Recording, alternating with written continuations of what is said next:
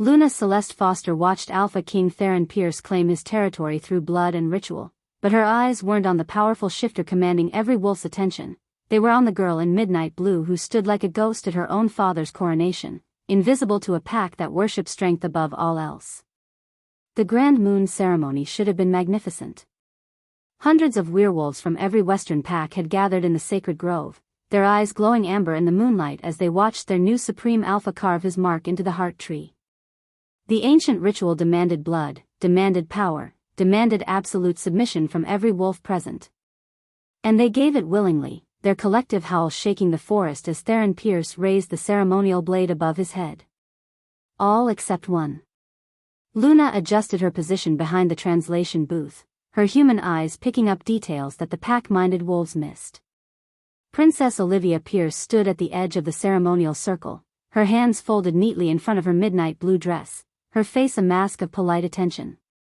But Luna could read the signs others couldn't, the way Olivia's fingers moved in small, unconscious patterns against her skirt.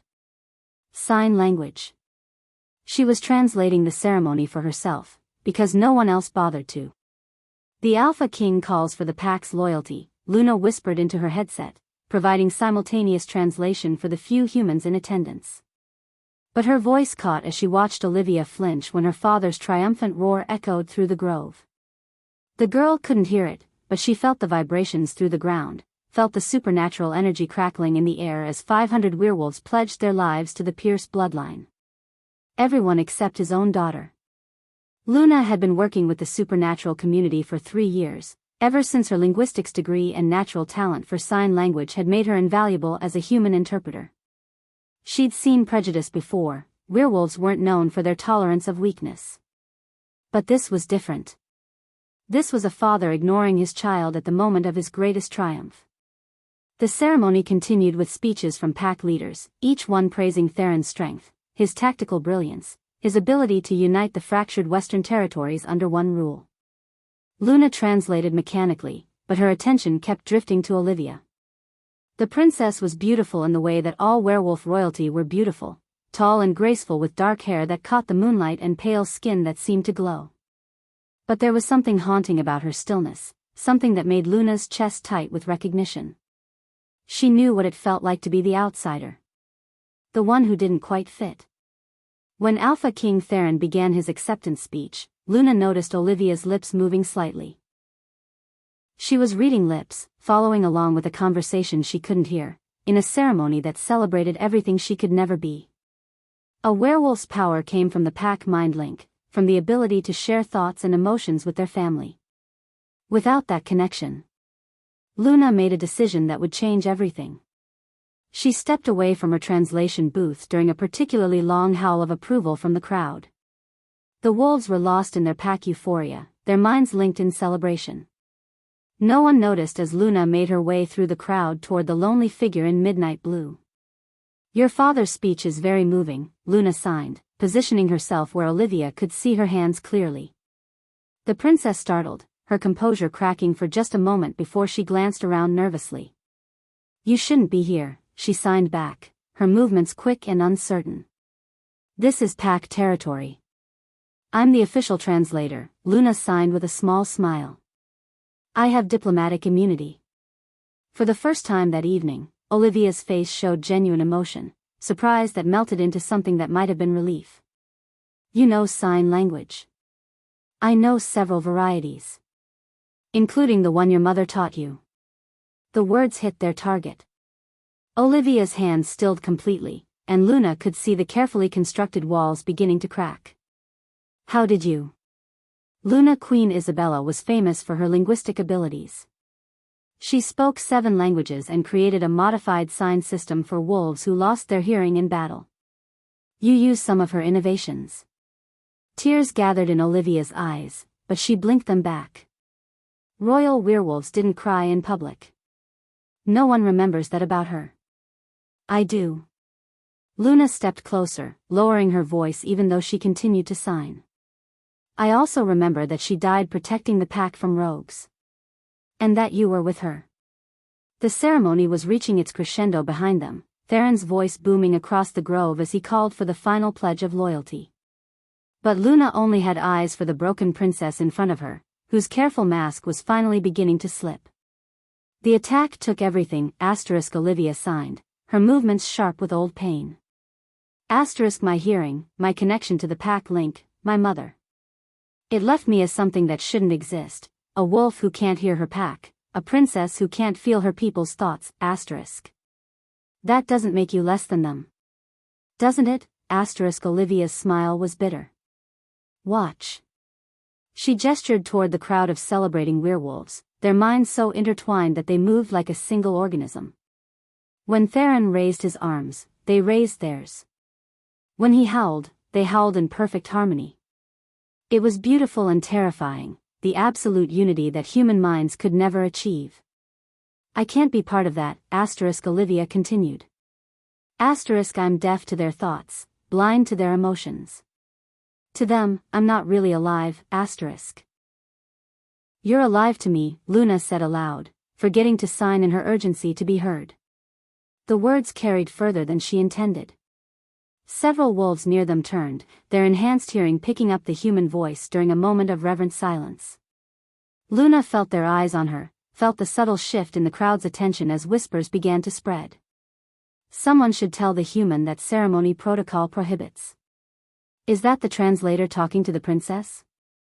Why is Princess Olivia making hand gestures? The whispers grew louder, drawing more attention. Luna watched in growing horror as the disturbance rippled outward through the pack, disrupting the sacred ceremony. At the heart tree, Alpha King Theron's speech faltered as he sensed his people's distraction. His golden eyes found Luna immediately, then shifted to his daughter. The temperature in the grove seemed to drop 10 degrees. Interpreter Foster, Theron's voice cut through the whispers like a blade. You will explain this interruption. Luna felt 500 pairs of eyes on her, felt the weight of supernatural predators assessing a potential threat. But when she looked at Olivia, at the terror and shame written across the girl's face, her fear transformed into something fiercer. Your Majesty, Luna said, stepping protectively in front of Olivia. I was providing translation services to ensure all members of your family could participate in this historic moment. The crowd stirred uneasily. No one spoke to the Alpha King like that. No one questioned his family dynamics in public. Theron's eyes flashed dangerous amber. My daughter requires no assistance. She understands her place. Standing alone at the edge of her own father's coronation. The words left Luna's mouth before she could stop them. Invisible to a pack that should cherish her as their princess? The grove went dead silent. Even the wind seemed to hold its breath. Alpha King Theron Pierce stepped away from the heart tree, his massive frame radiating the kind of power that could flatten mountains. When he spoke, his voice carried the authority of someone who had never been questioned in his life. You forget yourself, human. My daughter's condition is not a matter for public discussion. Her condition? Luna's voice rose with indignation. You mean her deafness? The injury she sustained defending this pack alongside her mother?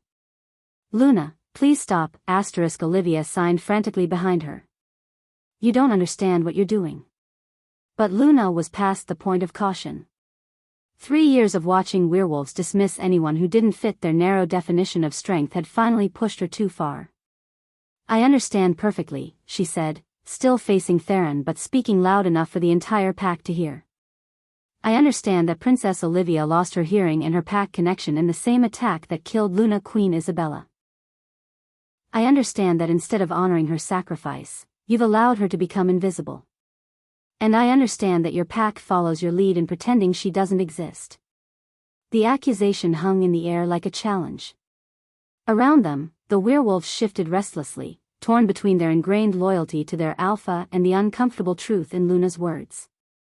Theron's control was legendary, but Luna could see cracks forming in his composure. You know nothing about pack dynamics or the responsibilities of leadership. I know about family, Luna shot back. And I know about choosing to see the people who matter. Luna, stop, Olivia's hands moved desperately. You don't understand what I am. This time, Luna turned to look at her, and something in Olivia's expression made her stomach drop. There was more here, something deeper than simple deafness or even severed pack bonds. What do you mean? Luna asked, automatically switching back to sign language. Olivia glanced at her father, then back at Luna, her face pale with an old terror. The attack didn't just take my hearing. It broke something fundamental. The pack mind link isn't just damaged, it's gone. Completely. Forever, So? That doesn't make you. It makes me an anomaly, Olivia's signs were sharp, desperate. Werewolves who can't connect to the pack mind don't exist in our laws, our traditions, our understanding of what we are. I'm not just deaf, Luna. According to everything we believe about werewolf nature, I shouldn't be alive, The words hit Luna like a physical blow. She turned back to Theron, seeing him with new eyes. This wasn't just about a father's shame or a pack's prejudice. This was about a girl who had become something their society had no framework for understanding. Is that why you ignore her? Luna asked, her voice quieter now but no less challenging. Because she doesn't fit your definition of what a werewolf should be? Alpha King Theron's expression was unreadable, but Luna caught something in his golden eyes.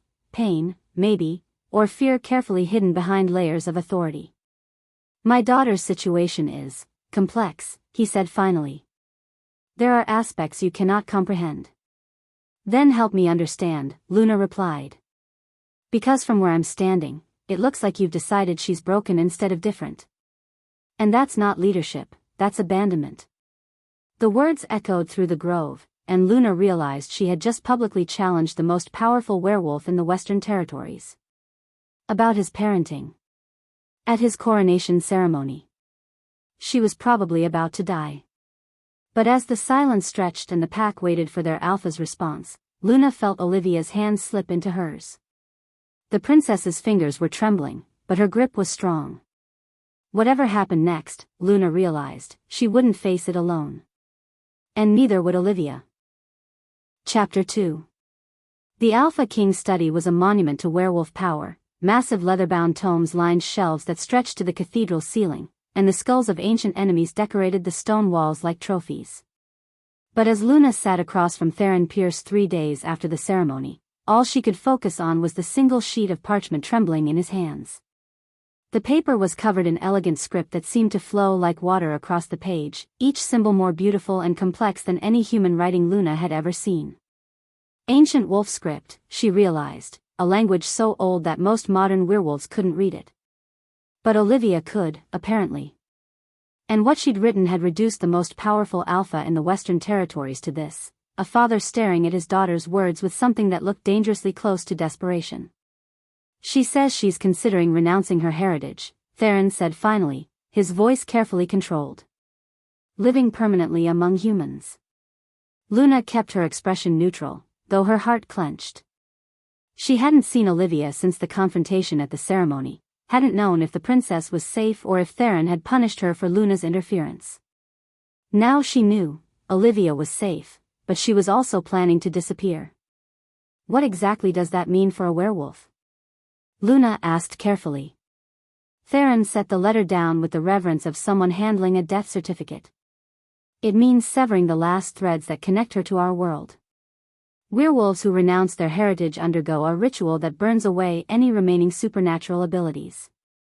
They become fully human, but the process. He paused, running a hand through his dark hair. It's irreversible. And often fatal. Fatal? The wolf spirit doesn't separate from the human soul easily. Many who attempt renunciation die in the process. Those who survive are forever changed. They lose their enhanced senses, their healing abilities, their extended lifespan. They become mortal in every sense of the word. Luna studied his face, seeing the careful mask he wore to hide his pain. But she'd be free. She'd be dead to us. The words came out harsher than he intended, and Theron immediately softened his tone. Free, yes. But at a cost that would destroy her. As opposed to the slow destruction she's experiencing now? The question hung in the air between them, and Luna watched as the Alpha King's composure finally cracked. For just a moment, she saw past the supernatural power and political authority to the father underneath, a man who had no idea how to save his daughter from a fate he couldn't understand. "I brought you here," Theron said, his voice barely above a whisper, "because you're the only person who's spoken to Olivia in 3 years. The only one who's made her smile. If there's any chance of reaching her, of convincing her that she has a place in our world. You want me to talk her out of renouncing her heritage. I want you to help me understand her." He gestured toward the letter. This script, Olivia learned it from her mother. Isabella believed that knowledge of the old ways might help Olivia find her place among us. But I can barely read 3 words of it, and my daughter communicates in a language I don't speak. Luna looked at the beautiful, flowing script and felt something shift in her chest. This wasn't just about translation anymore.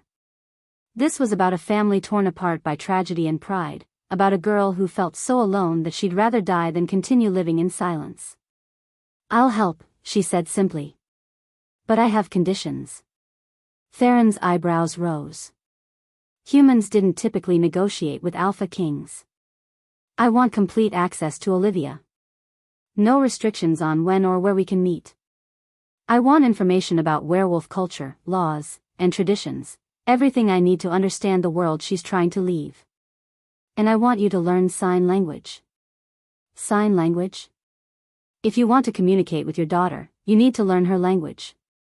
Not just expect her to read your lips and guess at your meaning. For a moment, Luna thought he might refuse. Alpha Kings didn't take orders from humans. But then Theron nodded slowly, the gesture of a desperate father willing to try anything. "When do we start?" The lessons began that afternoon in the same study where they'd made their agreement. Luna had expected learning sign language to be difficult for a werewolf whose communication had always been enhanced by supernatural senses and pack mental links. She hadn't expected Theron to be quite so terrible at it. "No, your hand position is completely wrong," Luna said for the 10th time, watching as the Alpha King mangled what should have been a simple greeting. "You're signing angry bathroom instead of good morning." Theron growled in frustration, a sound that vibrated through Luna's bones and made her very aware that she was alone with a predator who could tear her apart without effort. But she'd been working with werewolves long enough to recognize the difference between threatening growls and frustrated ones. "Your fingers need to be more relaxed," she continued, reaching out to adjust his hand position. Sign language is about flow and rhythm, not force. The moment her human skin touched his, Theron went very still. Luna looked up to find his golden eyes studying her face with an intensity that made her breath catch. "You're not afraid of me," he said, and it wasn't quite a question. "Should I be?" "Most humans are. Even the ones who work with our kind regularly. They can sense the predator underneath the human appearance." Luna considered this, her hands still guiding his into the correct position for the sign they'd been practicing. "I can sense it. But I also see the father who's trying to learn his daughter's language. The man who's willing to look foolish if it means reaching her." Something shifted in Theron's expression, but before he could respond, the study door opened and a tall man with silver-streaked hair strode in without knocking. "Brother," the newcomer said, his voice carrying the kind of authority that expected immediate attention. "We need to discuss the council's decision." Theron stepped back from Luna, his expression shuddering closed. "Marcus. I told you I was not to be disturbed. The Pack Council won't wait for your convenience." Marcus Pierce's eyes flicked dismissively over Luna before returning to his brother. "They've made their position clear. Olivia cannot be your heir. Ancient law requires Pack leaders to maintain mental connections with their people. A deaf wolf who can't access the Pack link is an impossibility." Luna felt her temper spike at the casual cruelty in Marcus's tone, but Theron's response was controlled, diplomatic. "The council serves at my pleasure, not the other way around." "The council serves the Pack," Marcus corrected. "And the Pack needs strong leadership. Leadership that can actually communicate with its members." He gestured toward Luna. "Hiring human interpreters and indulging Olivia's fantasy that she belongs among us isn't strength, Theron. It's weakness. Careful, brother." But Marcus was past the point of caution. Vladimir Blackthorn has been spreading word that your bloodline is cursed. That Olivia's condition proves the Pierce family is no longer fit to rule. The other packs are starting to listen. Luna watched the exchange with growing understanding. This wasn't just about family dynamics or personal prejudice. This was about politics, about power, about the delicate balance that held the werewolf world together. And Olivia was caught in the middle of it all. What does the council propose? Theron asked, his voice dangerously quiet. Name me as your heir. Let Olivia live quietly, away from pack politics. Find her a human husband if you must, but stop pretending she can lead werewolves. The silence that followed was deafening. Luna could practically feel the supernatural tension crackling between the two brothers, could see the careful political calculations behind each man's eyes. And if I refuse? Marcus's smile was sharp as a blade.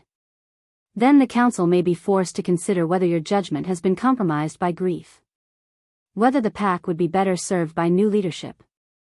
It was a threat, Luna realized. Politely phrased and wrapped in concern for the pack's welfare, but a threat nonetheless.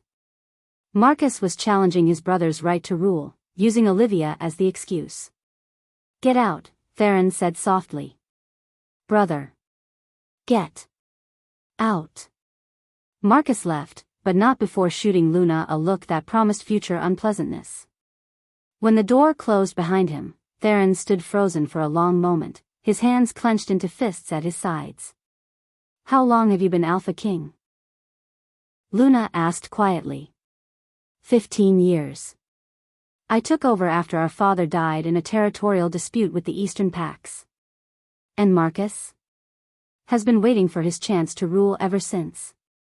Theron's laugh was bitter. He's not wrong about the politics. Vladimir Blackthorn has been looking for weakness in our bloodline since the day I defeated his challenge for leadership. Olivia's condition gives him the excuse he needs to question my fitness as Alpha King. Luna processed this information, fitting pieces together in her mind. What happens if you lose the support of the Pack Council? Civil war. The Western Territories would split along family lines, and every Alpha with ambition would see it as their chance to claim territory.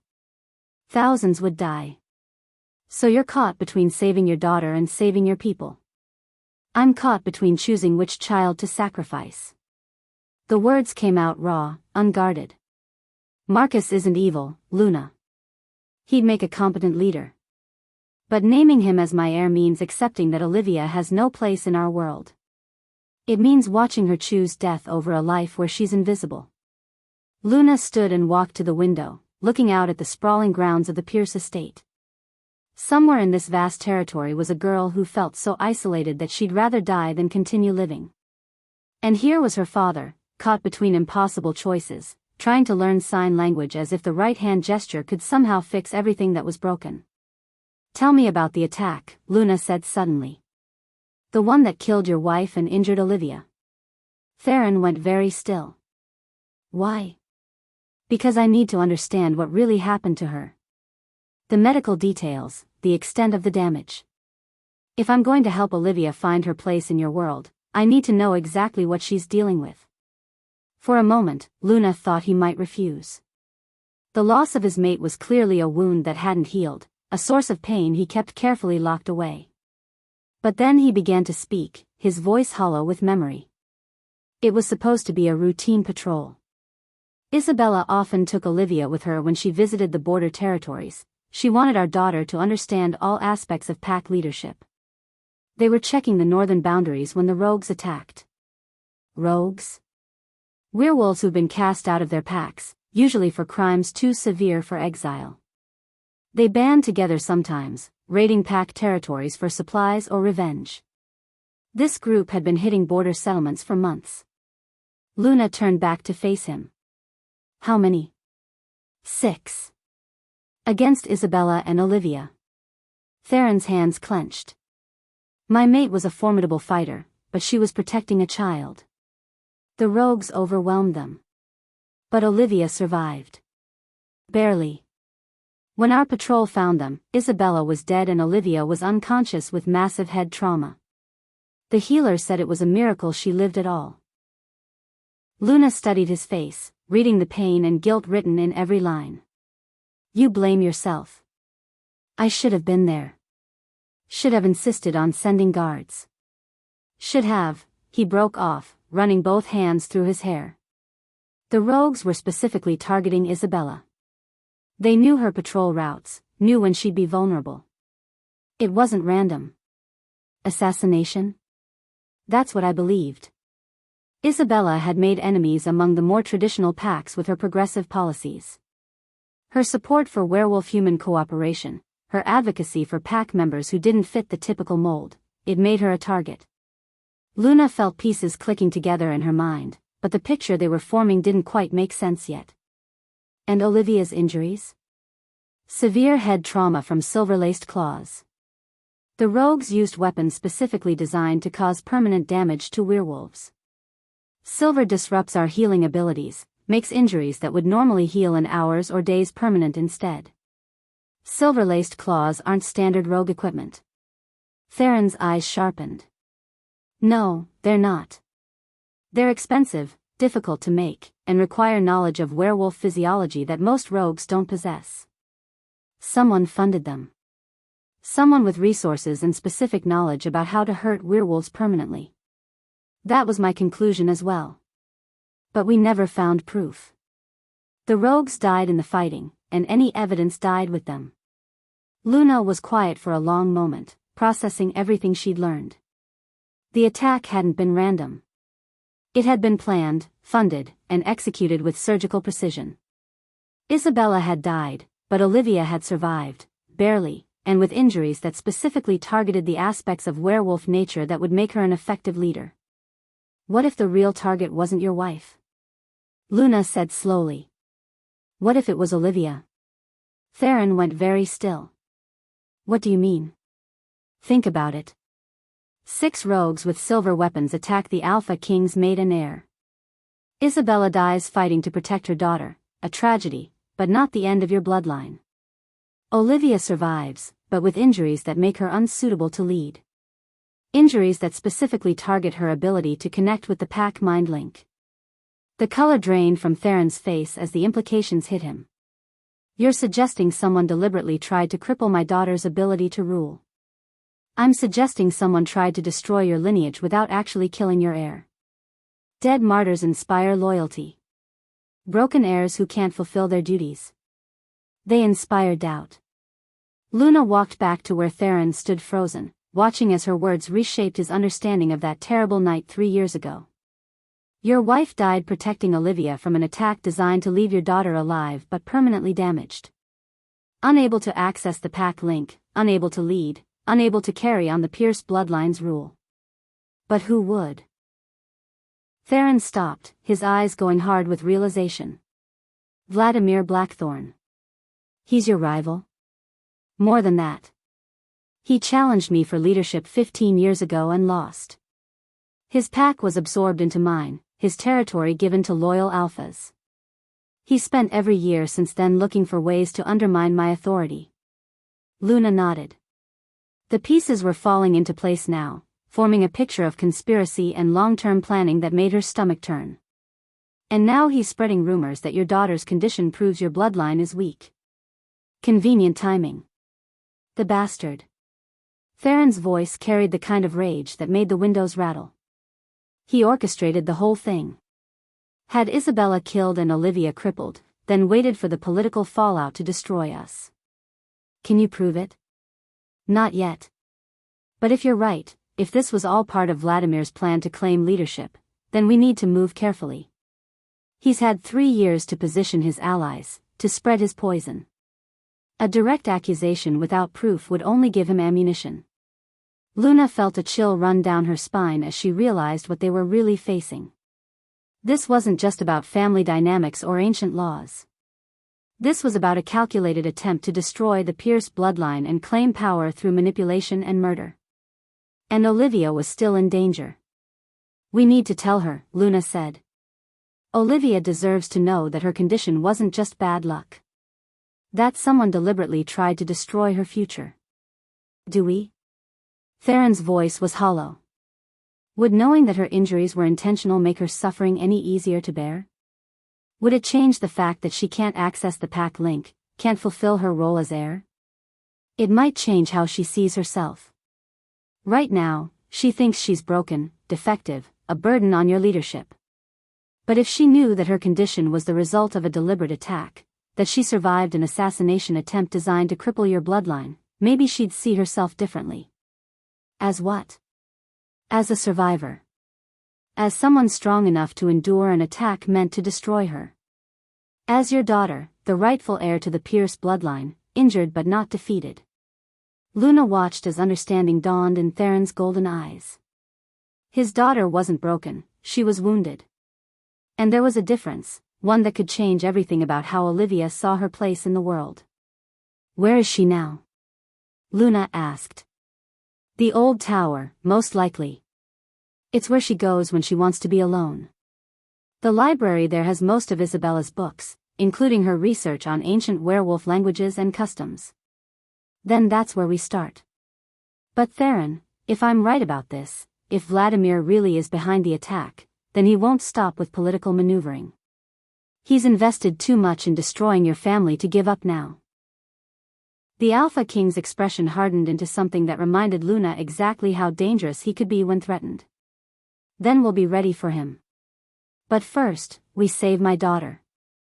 As they left the study together, Luna couldn't shake the feeling that they were walking into something much larger and more dangerous than either of them realized. Vladimir Blackthorne had spent 3 years positioning himself to claim power, 3 years watching the Pierce family tear itself apart from the inside. He wouldn't give up his plans easily. But for the first time since the ceremony, Luna felt something that might have been hope. Olivia wasn't broken, she was the survivor of an assassination attempt, the heir who'd refused to die despite everything that had been done to her. And if Luna was right about the attack, if they could prove that Olivia's condition was the result of conspiracy rather than fate, then maybe they could give the princess something she'd been missing for 3 years. A reason to fight back. Chapter 3.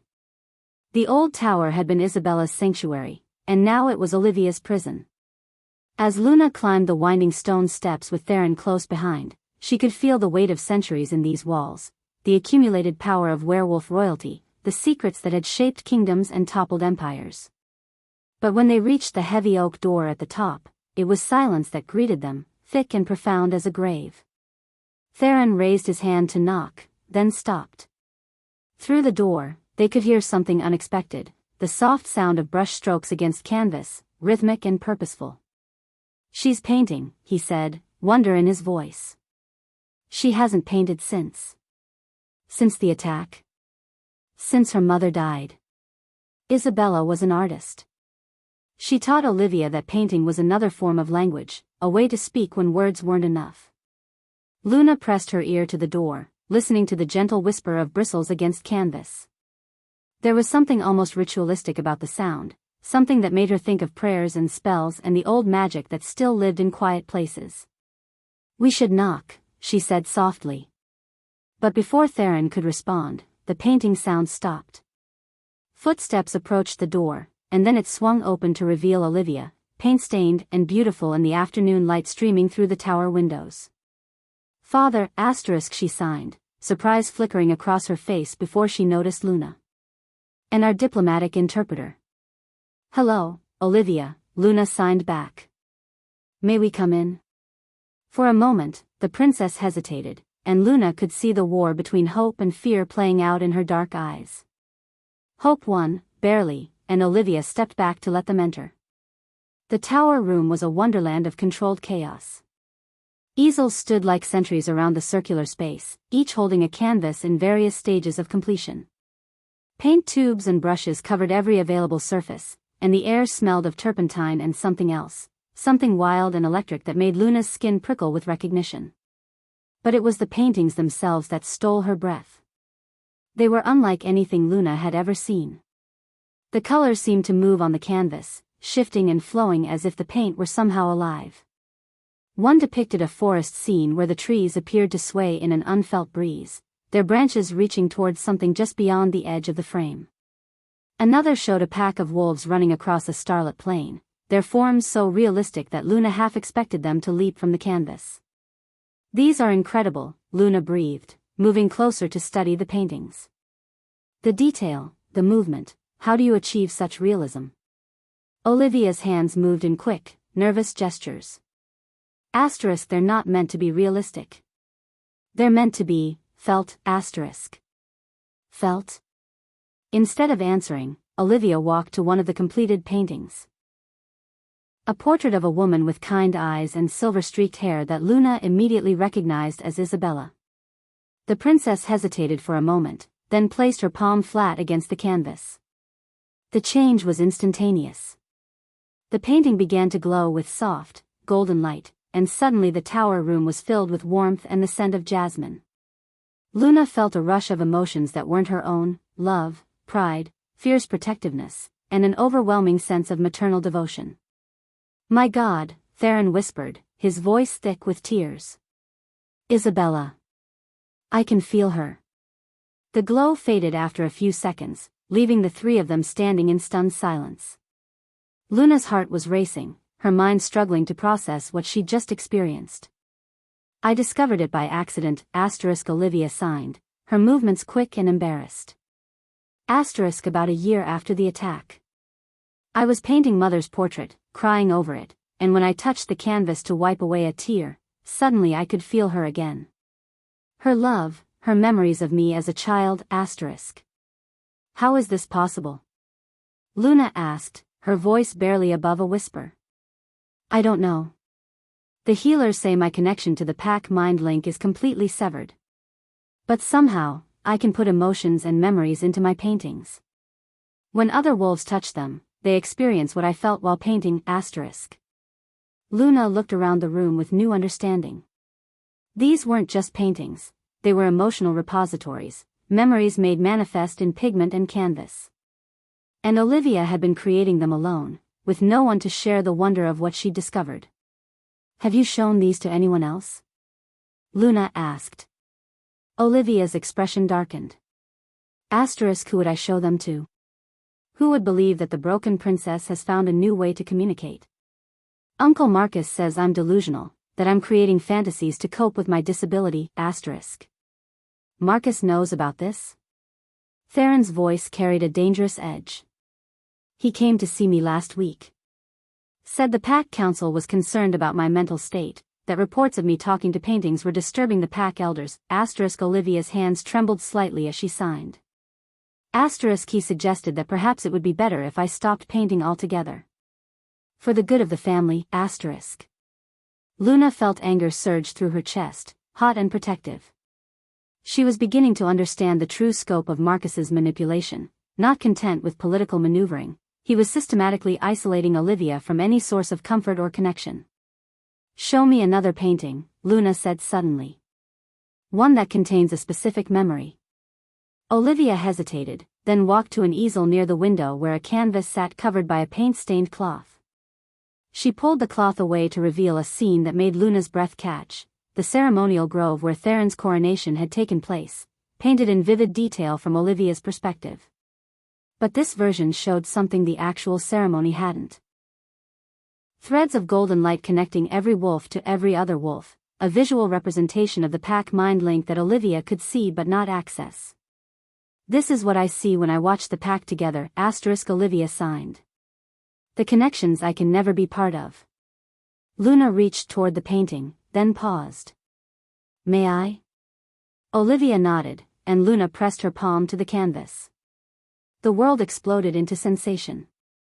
She felt the crushing loneliness of standing surrounded by hundreds of minds that might as well have been on another planet. She felt the weight of being invisible, the pain of watching her father celebrate with people who would never truly see her. But underneath it all, Luna sensed something else, a different kind of connection, deeper and more complex than the simple pack bonds the other wolves shared. When the vision faded, Luna stared at Olivia with new understanding. "You haven't lost your connection to the pack. You've transcended it." "What do you mean?" The pack mind link is like a telephone network, everyone connected to everyone else through established channels. But what you're doing is more like broadcasting. You're not limited to the pack's mental frequencies. You can communicate with any wolf who touches your paintings, whether they're part of your pack or not. Theron stepped closer, his expression intense. That's not possible. Pack bonds are species-specific, territorially limited.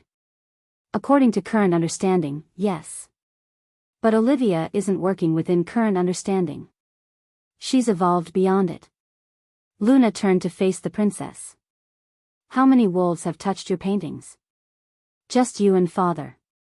And Uncle Marcus, when he was here last week, asterisk. What happened when Marcus touched one? Olivia's expression grew troubled. Asterisk, he jerked his hand away almost immediately. Said it felt like I was trying to invade his mind, that it was unnatural. Wrong, asterisk. Luna felt the pieces clicking together in her mind, forming a picture that was both wonderful and terrifying. Olivia hadn't just survived the attack that had severed her pack bonds, she developed something far more powerful in response. But power like that would be seen as a threat by wolves who built their authority on controlling traditional communication channels. Olivia, Luna said carefully, I need to ask you about the night your mother died. Do you remember any details about the attack that seemed unusual? The princess went very still, her hands frozen in mid-gesture. Why? Luna glanced at Theron, who nodded grimly. They'd agreed on the way up that Olivia deserved to know the truth, no matter how painful it might be. Because we believe the attack on you and your mother wasn't random. We think someone specifically targeted you to prevent you from becoming heir to the Pierce bloodline. That's impossible. I was just a child, asterisk. A child who was already showing signs of unusual sensitivity to pack dynamics. Your mother's letters mentioned that you could sense emotions in the pack link before you even shifted for the first time. Olivia sank onto a paint-splattered stool, her face pale with shock. Mother wrote about that? She wrote about a lot of things, Theron said gently. Including her concerns that your abilities were developing too quickly, becoming too noticeable. She was worried about drawing attention to you before you were old enough to protect yourself. And you think someone noticed anyway, asterisk. We think someone saw your potential and decided to eliminate it before you could become a threat to their plans. Luna knelt in front of Olivia's stool, making sure the princess could see her hands clearly. But they failed. They severed your connection to the traditional pack bonds, yes, but they also accidentally created something far more powerful. You're not broken, Olivia. You're evolved. Tears gathered in the princess's eyes, and for a moment she looked like the lost child she'd been 3 years ago. Asterisk, but I still can't be the leader the pack needs. I can't make the connections they expect, asterisk. Maybe that's exactly what they need, Luna interrupted. A leader who isn't limited by traditional pack hierarchies. Someone who can communicate with any wolf, anywhere, regardless of territorial boundaries or political affiliations. Before Olivia could respond, heavy footsteps echoed up the tower stairs. The door burst open without ceremony, and Marcus strode in flanked by 2 wolves Luna didn't recognize, members of the pack council, she realized, their formal ceremonial robes marking them as pack elders. Well, Marcus said, his voice carrying false warmth over steel, isn't this cozy? The Alpha King, his damaged daughter, and their human consultant. Marcus, Theron's voice held a warning that would have made lesser wolves flee. You weren't invited. Actually, I was. By the pack council. Marcus gestured to his companions.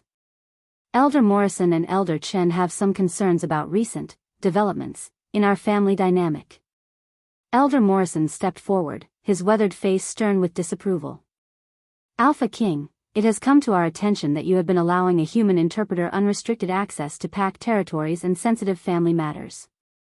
Luna Celeste is here at my invitation and operates under my direct authority, Theron replied coldly. Authority that may have been compromised, Elder Chen added, her voice like ice. We have reports that this human has been encouraging Princess Olivia's fantasies about her condition.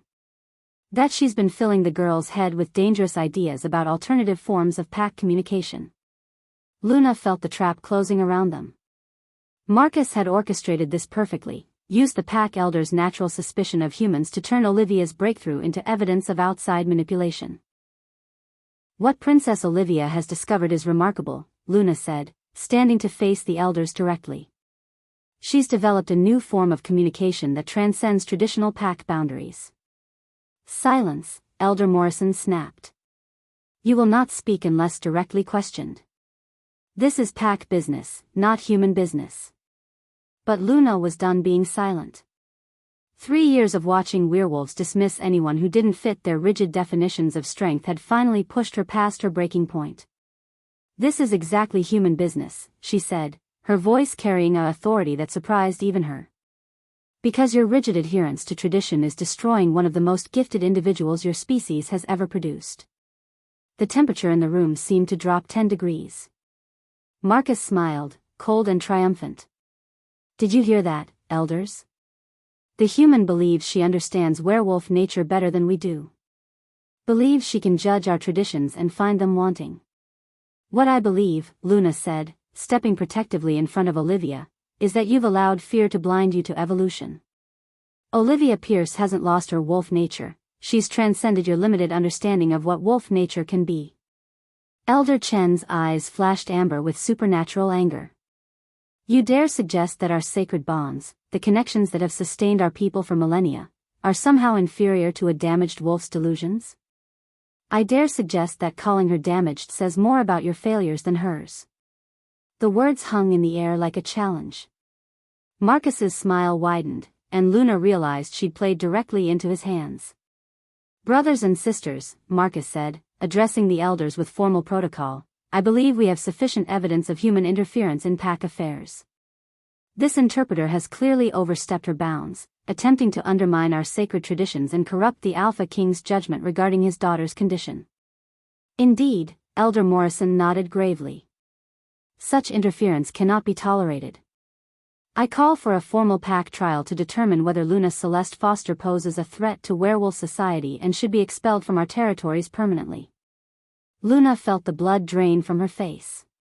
A pack trial was essentially a supernatural court proceeding, where the accused had to prove their innocence before a jury of werewolves who already saw them as an outsider. The penalties for being found guilty of interfering in pack affairs ranged from exile to death, depending on the severity of the offense. This is ridiculous, Theron snarled, his control finally snapping. Luna Celeste has done nothing but help my family. Has she? Marcus interrupted smoothly.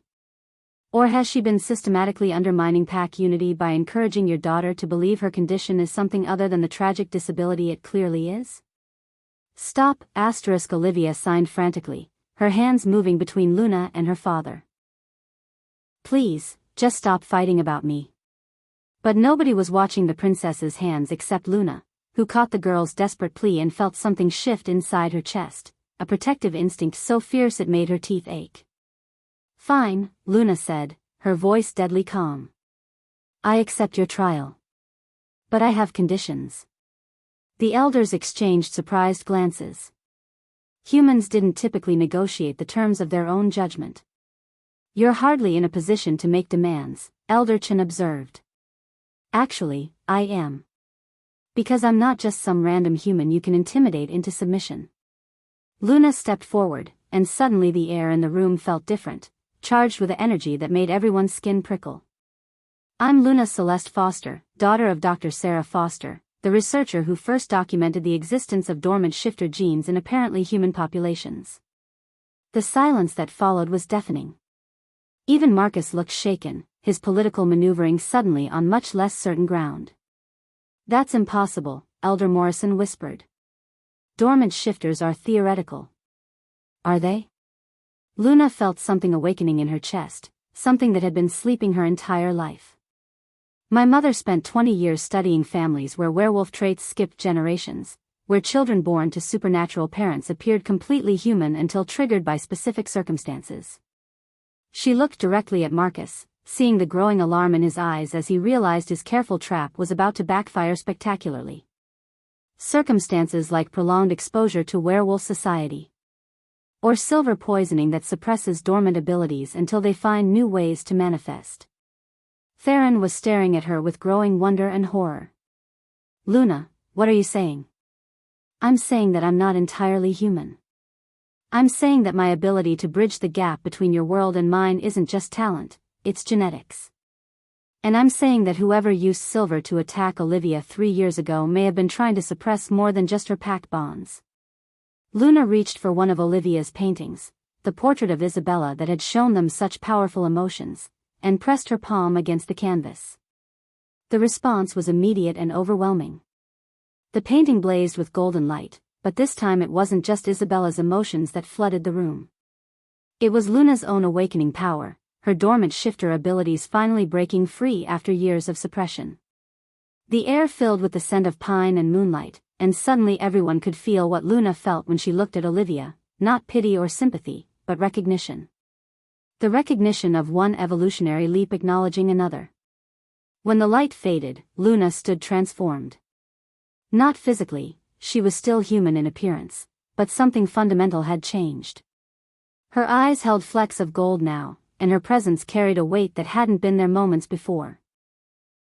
"My trial," she said, her voice carrying new harmonics that vibrated through everyone's bones, "will prove more than my loyalty to this pack. It will prove that the old ways of thinking about identity and power are failing you. That dismissing anyone who doesn't fit your rigid categories is making you weaker, not stronger." She looked at Marcus, seeing the calculation behind his shocked expression as he tried to process this new development. "And it will prove that some conspiracies run deeper than simple political ambition. Some attacks on pack members aren't just about eliminating threats, they're about suppressing evolution itself." Luna felt Olivia's hand slip into hers, the princess's touch warm and steady despite everything that had just been revealed. Whatever happened in the trial that was coming, they would face it together. But as she looked around the room at the faces of the wolves who would sit in judgment on her fate, Luna realized that the real battle wasn't going to be proving her loyalty to the pack.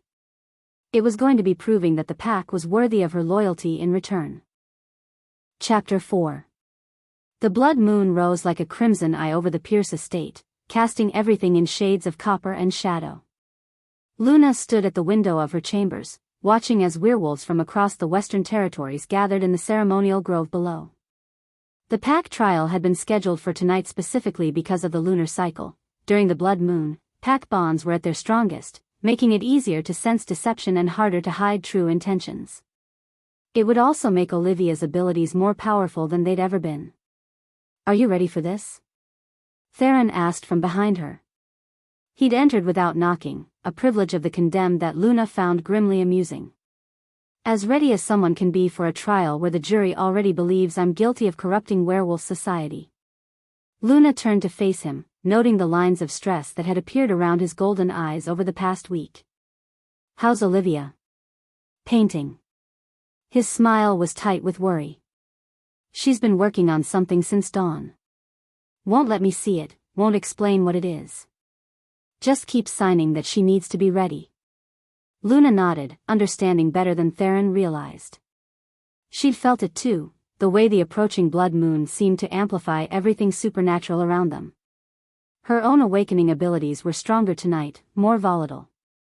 She could sense the emotions of every wolf on the estate, could feel the undercurrents of fear and excitement and barely contained violence that ran through the assembled packs like electrical current. "There's something you need to know before we go down there," Luna said quietly.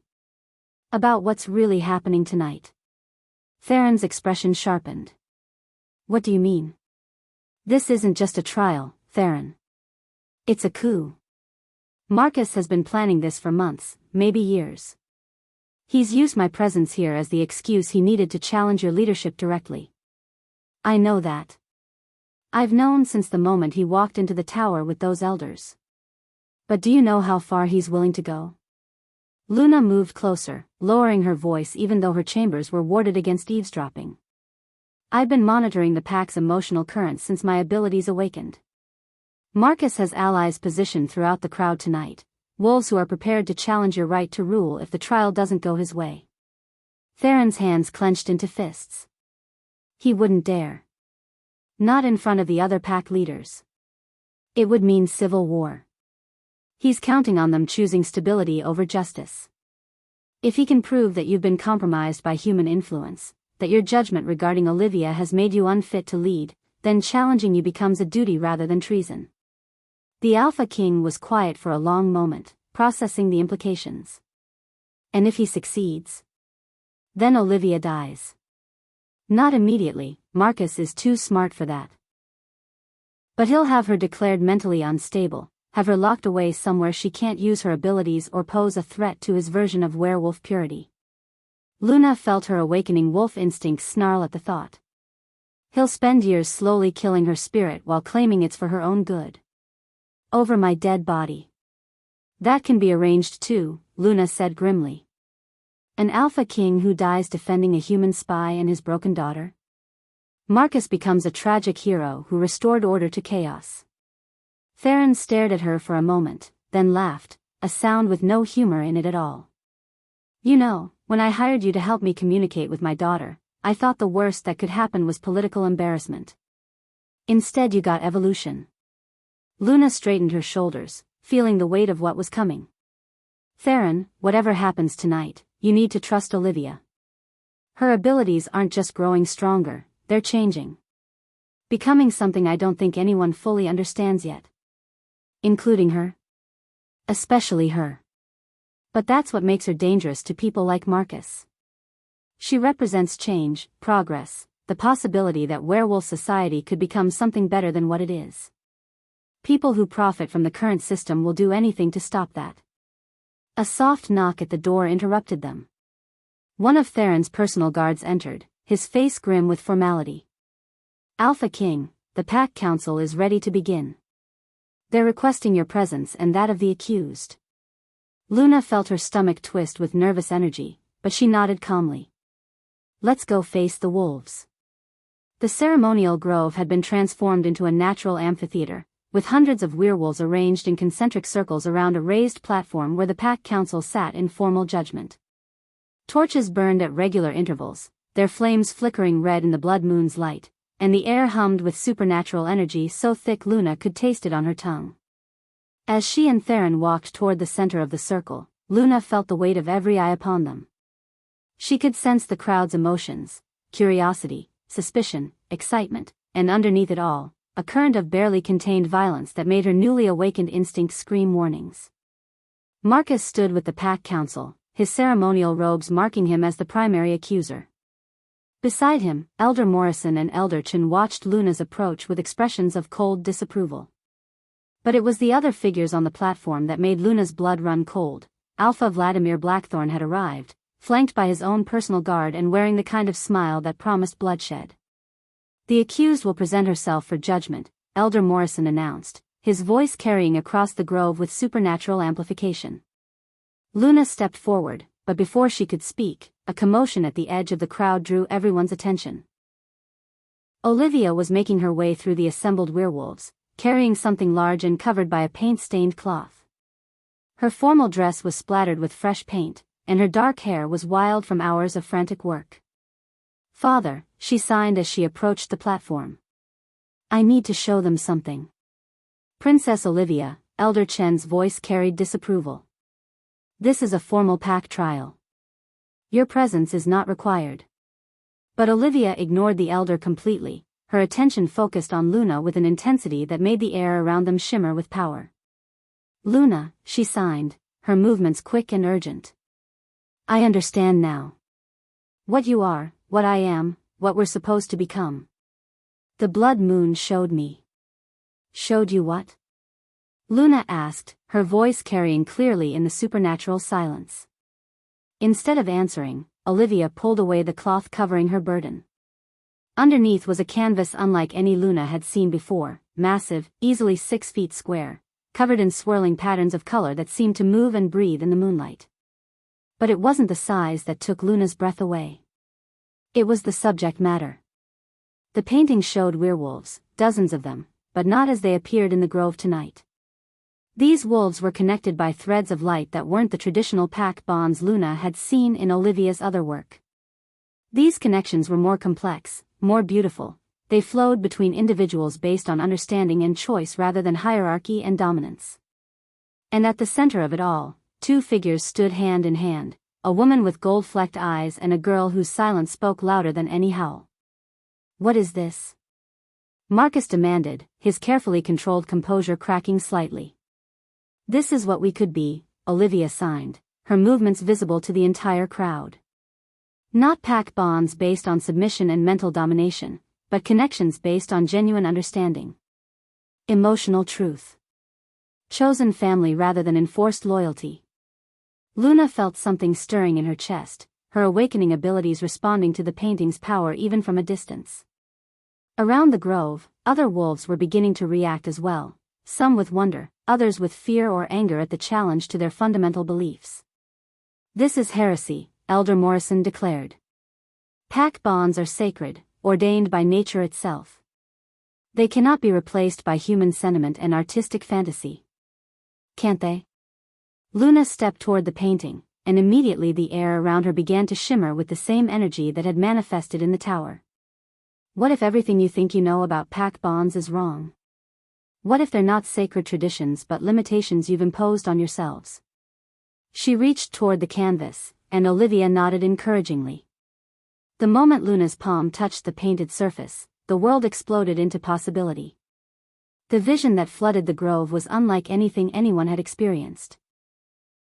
Through Olivia's artistic medium and Luna's hybrid nature, every wolf present suddenly felt what true connection could be like, not the hierarchical mind links they'd always known, but something deeper and more honest.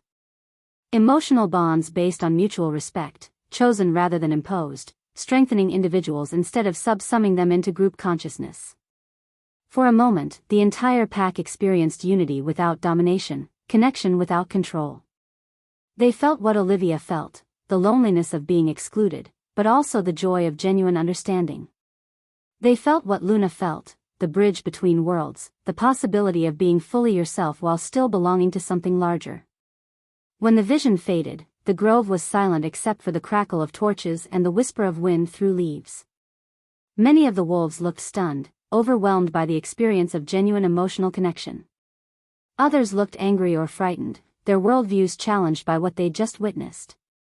Marcus was the first to recover, his political instincts overriding his shock. Sorcery, he snarled. The human has used some form of magic to manipulate our minds, to make us believe her corrupted vision of pack bonds. It's not corruption, Luna replied, her voice carrying new harmonics that resonated through everyone present. It's evolution. What you just experienced is what werewolf society could become if you stopped fearing change and started embracing growth. Growth? Vladimir Blackthorn stepped forward, his voice dripping with contempt. You call the destruction of sacred traditions growth? You call turning our people into something unrecognizable progress? I call it survival, Luna shot back. Because your sacred traditions are killing you. How many wolves have been cast out for not fitting your narrow definitions? How many potential leaders have been dismissed because they didn't conform to your expectations? How many Olivias have you destroyed because you were too afraid to accept that strength comes in many forms? The crowd stirred restlessly, Luna's words hitting closer to home than many wanted to admit. Every pack had its outcasts, its members who didn't quite fit the mold, its lost potential sacrificed to the altar of tradition. Enough, Theron's voice cut through the growing murmur of voices. This trial was called to determine Luna Celeste's loyalty to our pack and our way of life.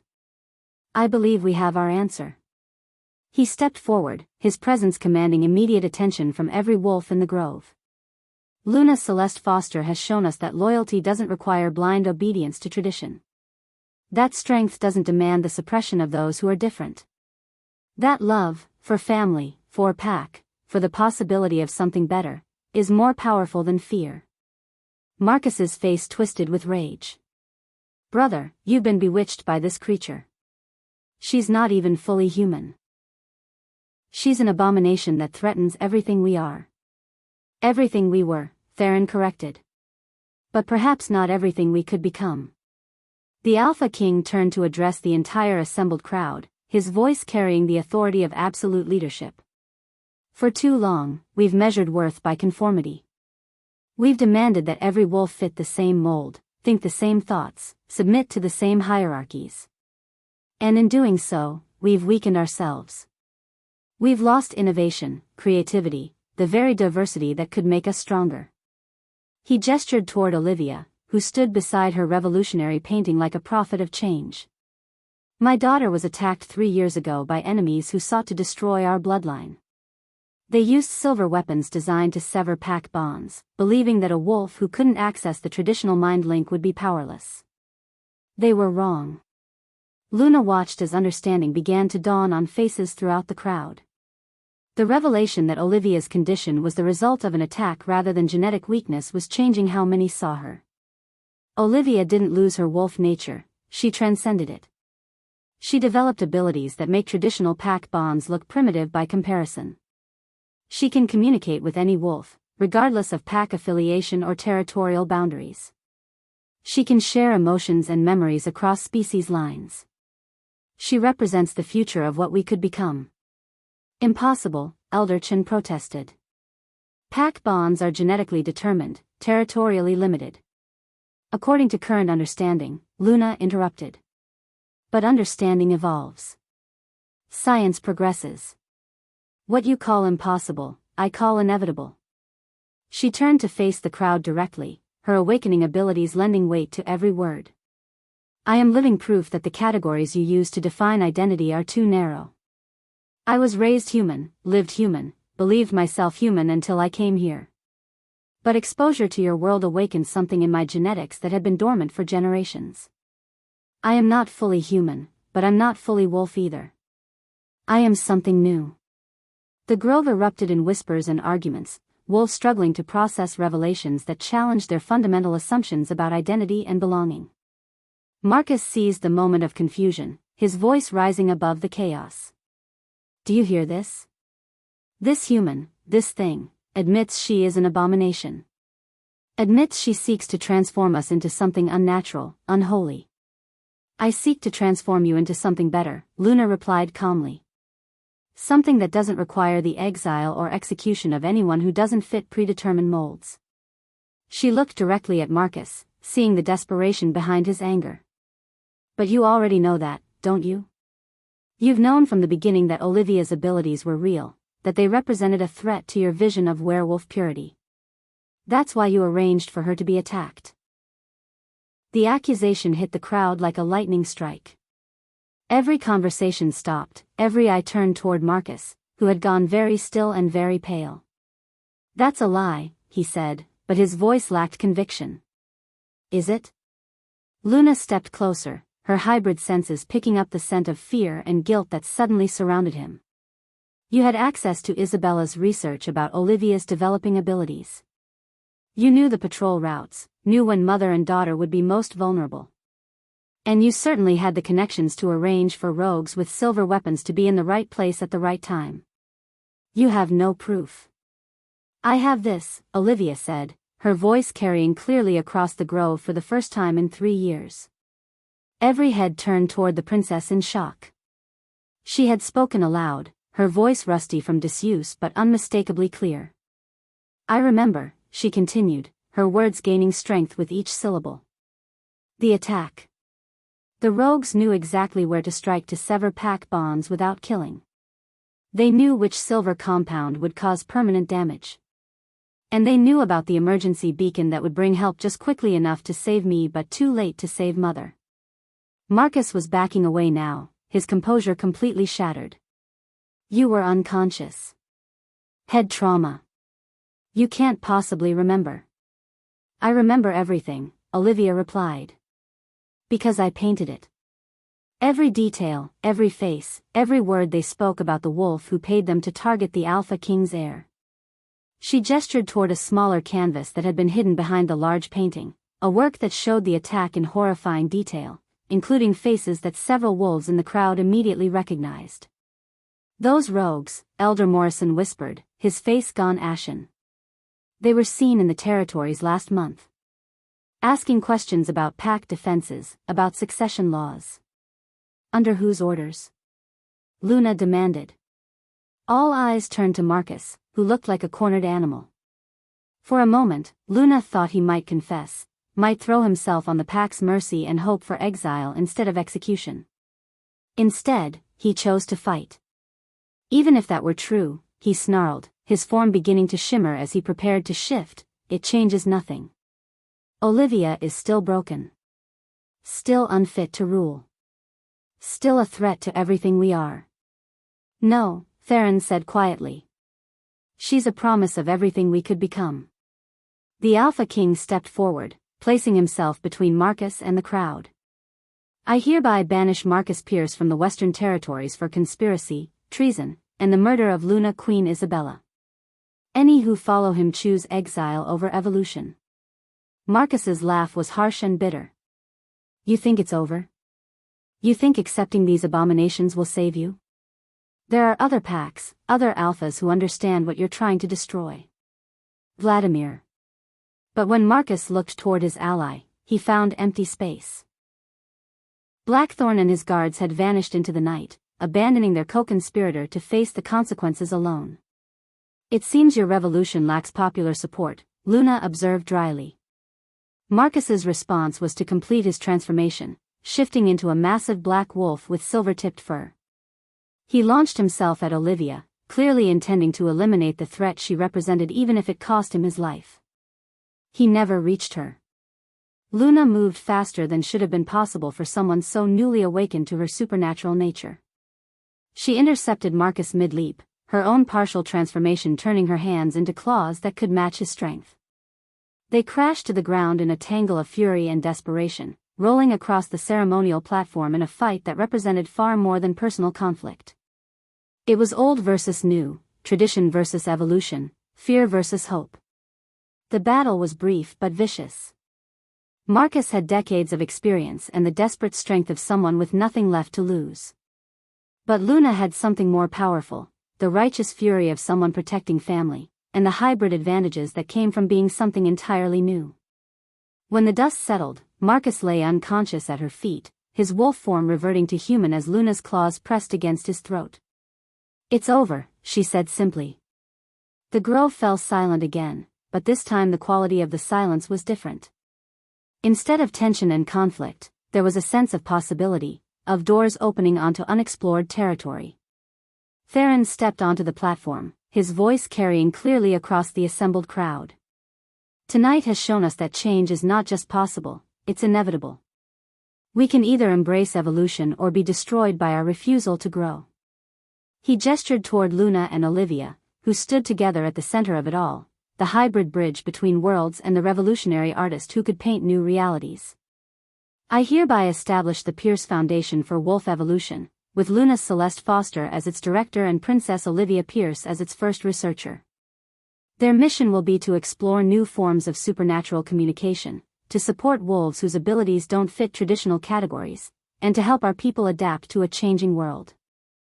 The crowd erupted in a mixture of cheers and protests, but the cheers were louder. Change was frightening, but the alternative, stagnation and slow decay, was worse. As the immediate chaos died down, Luna noticed movement at the edge of the grove. Wolves were approaching, not members of established packs, but individuals who moved with the careful hesitancy of those who'd been rejected or cast out. They were drawn by what they'd witnessed tonight, by the promise that there might finally be a place for those who didn't fit conventional molds. A young man with scars across his face that suggested silver poisoning similar to Olivia's. A woman whose eyes held the haunted look of someone whose pack bonds had been severed by trauma. An elderly wolf whose abilities had been dismissed as too different to be valuable. They came forward one by one, hope and trepidation warring in their expressions as they approached the platform where Luna and Olivia stood. Can you really help us? The scared young man asked, his voice barely above a whisper. Can you teach us to be something other than broken? Olivia stepped forward, her newly restored voice warm with compassion. You were never broken. You were just ahead of your time. She gestured toward her revolutionary painting, which still glowed softly with residual power in the blood moon's light. We're going to learn together. All of us. How to build connections based on choice rather than compulsion, how to find strength in difference rather than conformity, how to create a pack structure that celebrates individual gifts instead of demanding they be hidden. Luna watched as more wolves approached, drawn by the promise of acceptance and the possibility of belonging without surrendering their authentic selves. This was what true revolution looked like, not violent overthrow, but the patient work of building something better from the ground up. As the blood moon began to set and dawn approached, Luna realized that everything had changed. The werewolf world would never be the same, and neither would she. The frightened human interpreter who had attended Theron's coronation was gone, replaced by something new, a bridge between worlds, a catalyst for evolution, a guardian of those who dared to be different. Beside her, Olivia began sketching in a small notebook, already planning her next painting. But this one wouldn't depict isolation or longing. This one would show connection, genuine, chosen, revolutionary connection between beings who had found their pack not through blood or tradition, but through the simple recognition that they belonged together. The age of the silent princess was over. The age of the wolf evolution had begun. And Luna Celeste Foster, hybrid daughter of two worlds, would help guide them all into whatever came next. The end. Thank you for listening to this story. Like, share and subscribe for more.